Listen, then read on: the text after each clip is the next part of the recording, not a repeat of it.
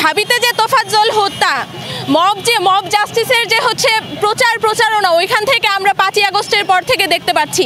তোফাজ্জল হত্যার যদি সঠিক বিচার হতো তাহলে সাম্য হত্যা হতো না, আর সাম্য হত্যার যদি সঠিক বিচার হতো তাহলে আজকে এই ব্যবসায়ীর হত্যা হতো না। আমরা দেখতে পাই আওয়ামী লীগের সময়ের আবরার ফাহাদের মতো করে ছাত্র যুবদলের যে সন্ত্রাসীরা আছে তারা হচ্ছে সোহাগ হত্যা সংগঠন করেছে, যা কোনোভাবেই আমাদের এই বাংলায় কাম্য নয়। আমরা মব জাস্টিসের প্রতিবাদ করতে চাই, করে গেছি, আর ভবিষ্যতেও করব। আর আমরা দেখতে পাই লীগ গেছে যেই পথে, দলও সেই পথেই যাচ্ছে।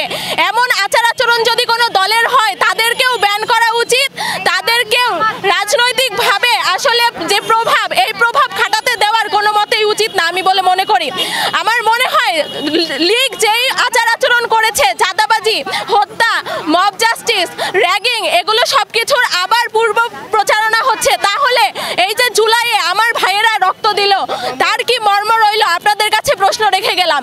আর এই সকল হত্যাকাণ্ডের বিচার আমরা জানি, জুলাইয়ের হত্যাকাণ্ডের যে বিচার সেটি এখনো সম্পন্ন হয়নি। সেটি যেভাবে ধীরগতিতে আগাচ্ছে, তেমন ভাবেই যদি সাম্য, তোফাজ্জল এবং সোহাগ হত্যার বিচার না পাওয়া যায় তাহলে আসলে বাংলাদেশে এই জুলাইয়ের কোনো মানে থাকবে না। জুলাই যে আমাদের আবেগের জায়গা, সেই আবেগের জায়গাটি ধ্বংস হয়ে যাবে।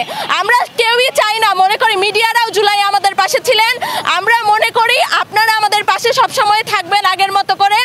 আর আগে লীগের সময় যেহেতু আমাদের হচ্ছে সোশ্যাল মিডিয়া অফ করে দেওয়া হয়েছিল, এখন যেহেতু সেটি অফ নেই, আমাদের যে প্রচারণা, এই যে দলের যে সন্ত্রাসী কর্মকাণ্ড, ছাত্র দলের যে সন্ত্রাসী কর্মকাণ্ড, যুব দলের যে সন্ত্রাসী কর্মকাণ্ড, চাঁদার জন্য হত্যা, চাঁদা এখান থেকে অন্যান্য জায়গায় হচ্ছে লন্ডনের মতো জায়গায় চাঁদা তোলা হয় পল্টনে, চাঁদার ভাগ যায় লন্ডনে। এটা কি কোনো ধরনের মানে এটা কোন ধরনের যৌক্তিকতা আমি বুঝি না।